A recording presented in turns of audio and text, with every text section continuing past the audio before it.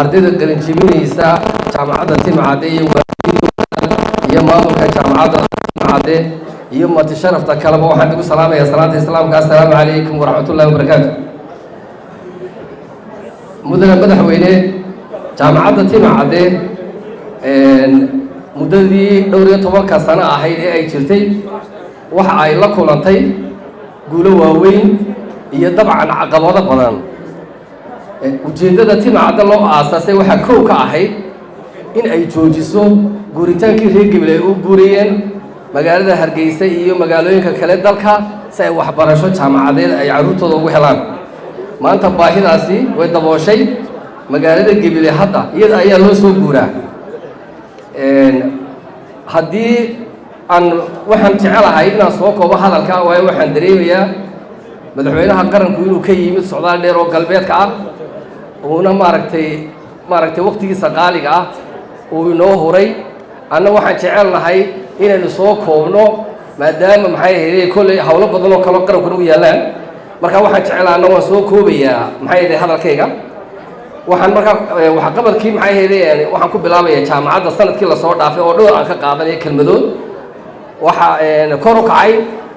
ardayda soo gelaysa jaamacadda Timcade aad korba u kacday waxaan oran karnaa way libilaabantay taana waxaan macnaheedu aan u soobayn karnaa tayada waxbarashada jaamacadda Timcade la hagaajiyay iyo barnaamijka shaqo qaran oo isaga laftiisu ardayda dhiirigelin siiyay iyo rajo fiican tayeynta maamulka oo iyadana aan sameynay maamul dadajin aan sameynay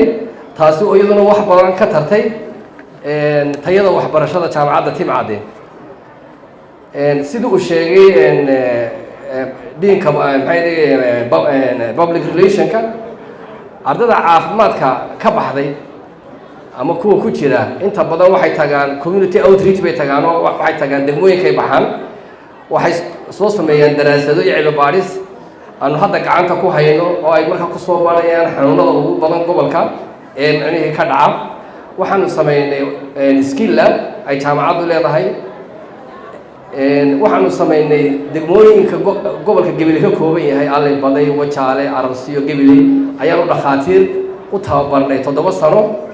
dhakhaatiirta 9 weeyi 9kaasi maanta qalin jebinayaan bilaashna way ku barteen waxaana iska kaashaday maxayday arrinkaasi jaamacadda Timcade maxay ahayd dowladda hoose Gabiley iyo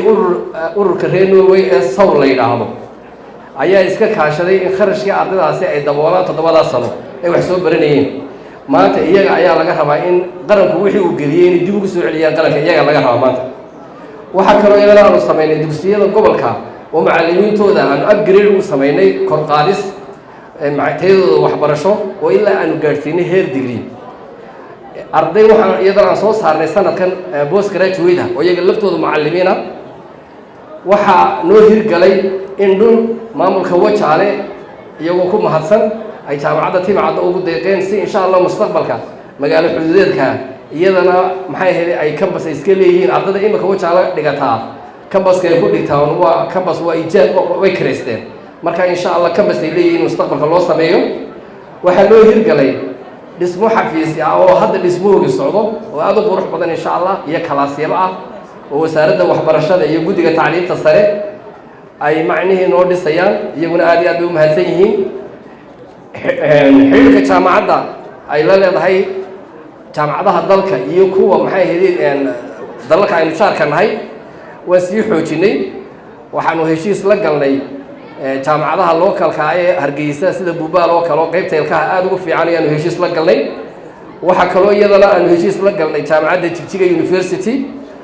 oo iyadana aan heshiis fiican oo insha Allah mustaqbalka haddii gobol tahay haddii qaran tahay wax badan naga anfici doona anigoo heshiis la soo galnay waxa kale oo iyadana aanu heshiis la galnay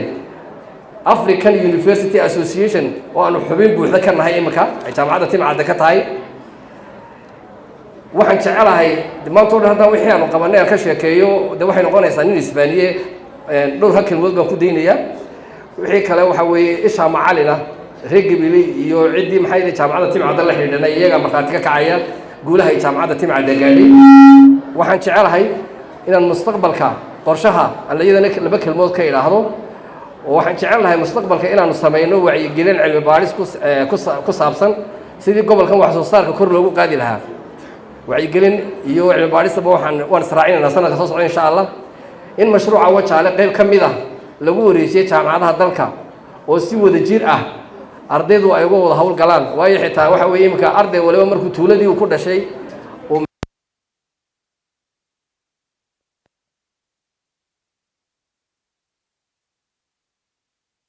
oo ardaydu xitaa isdhexgal ay samaynayaan waa in mashaariic isdhexgal ah aynu samaynaa oo ardayda maxay waddanka oo dhan jaamacadaha midba wax laga soo qaato taana waxaanu samaynay 6 jaamacadood oo micnaha ay timcada ku jirta hal heshiis ku galay mashruucaasina kulliisu weli madaxweynaha iyo xukuumadda wasaaradda beeraha iyada way og yihiin iyo wasiirro fara badan laakiinse taa waxaan jecelahay sanadka soo socda in laga hawlgalo oo annaga ka jaamacad ahaan inaanan arday u soo saarine jaamacadaha qaranku inay ka qayb qaataan maxay ahaydee horumarka maxay ahayd qaranka maxay cilmi baadhisna ay sameeyaan waxa weeye contribution ay ka geystaan maxay ahayd horumarka maxay ahayd qaranka waxaa kaloo aan doonaynaa in tababar gaar ah aanu siino macallimiinta dugsiyada sare insha allah ee secondary-ga sanadka soo socda waxaanu rabnaa inaanu abuurno laab casri oo beeraha oo insha allah aan jecel lahay inuu wax soo saarka dalka oo dhan uu kor u qaadi doono waayo aqoon ayaanu aaminsanahay wax lagu soo maaragtay aynu ku horumari karno taasina waxay ku xidhan tahay inaynu helno technology casriya oo aynu ciidda iyo waxyaabo fara badan cudurrada ku dhacaya maxay ahaydee dalageenna in aynu helno maxay ahayd cilmi baadhis aynu cudurrada iyo ciidda maaragtay iyada lafteeda oo aan maanta qofkoo beere wax kusoo baxayn inaynu helno maxay ahayd aqoontii aynu wax kusoo saari lahayn waxaan jecelahay saan hoobay ku sheegay haddaan maanta o dhan hadlo waqtiguna naga lumay waxaan jecelahay inaan qalinjabintii gala markaa imka marka ardayda waxaan jecelahay qalinjabinaysaa inay istaagaan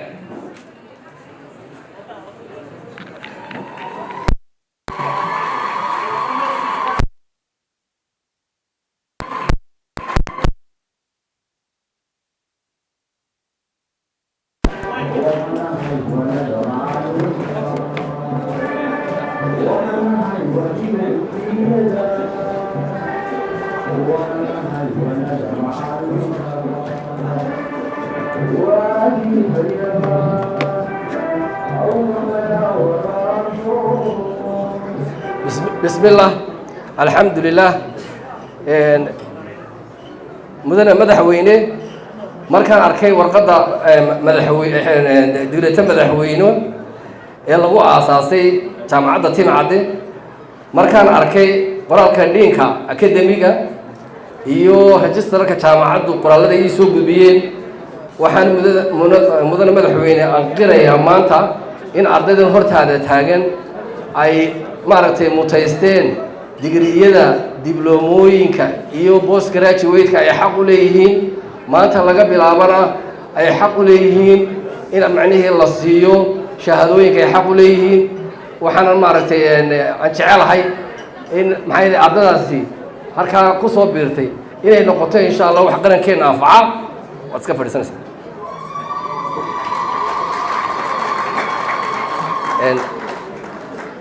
waan soo dedejinayaa waxaan markaa odhanayaa dardaaran yar baan odhanayaa oo ardayda ah oo ah waxa weeye maanta waxa weeye waxaad ka qalin jebiseen maxay ahaydee dee buuggii iyo qalinkiiba oo qayb ah cid digrii qaadatay iyo cid qaadatay post graduate ba laakiinse waxa weeye haddana noloshii kale ee bulshada dhexgalkii shaqadii imtixaankii ugu weynaa baad imika hadda gelaysaan qarankanna idinku idi sugaya markaa waxaan ardayda kula dardaarmayaa in ay idiga muuqato aqoontii laydin soo baray qarankani waad ogtiin halkii laga soo qaaday markaa waxaan jecelnahay in ay idiga muuqato aqoonta laydigu soo baray oo waalidiintiin iyo maxay ahaydee qarankii wax idin soo barayba ay ku farxaan insha allah inaad samaysaan oo idinku aada isku kalsoonaataan inaad wax qaban kartaan micnihii haddii qofku maxay ahaydee isagu wuxuu qabsan karo oo cid kale maxay ahaydee ula ordo dee waxaad arkaysaa ma daciifnimo maanta qarankeenna halkii laga soo qaaday waad ogtihiin in gacmaha lays wada qabto wadaniyad inay idiga muuqato in maxay ahaydee ay idiga muuqato akhlaaqaad waalidkiina iyo qarankiina إن ما حد الدرينتان إن واحد سومالي لا يلاحظه واحد مارتي كلو معنيه يدين دافسن إن أروجرين ولا قبيل ولا قبليسي إن هركا يسكت وحوي قرن السومالي ده هو قويس marka inaad sida qoysnimada ku shaqeysaan wadaniyada ku shaqeysaan ayaa idinku dardaaraya maxay heeday iyo inaad macnaheeyo qarankiina aad ku soo celisaan abaal aad iyo aad baan maxay heeday mar labaad iyo mar saddexaad marti sharafta qiimaha iyo qaalaha lagu horeey madaxweynaha qaranku aan u salaamaya waqtigiisa qaaliga imaatin kan ardayda loo imanaya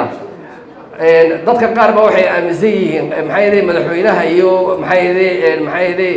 dee malaha marka meel la tago maxay leeyahay qaybta guriga ay shaqeyso aanu imika jaamacadda baahiyeegi ma sheegin waa iska daayay waayo waxaan ogahay baahiyaha siyaabo kale wadan doonaan anu waxay ciidan doonaan la hadli karaya laakiin waxaan idin sheegayaa waxa ugu muhiimsan dhiirigelinta ardayda madaxda halkaas socotay madaxweynuhu ugu horeeya wuxuu halkan u yimid inuu dhiirigeliyo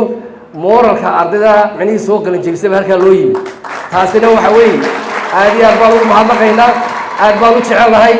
waxa weeye ilaahay tasaygiina haydi siiyo wassalaamu calaykum waraxmatullahi wabarakaatuh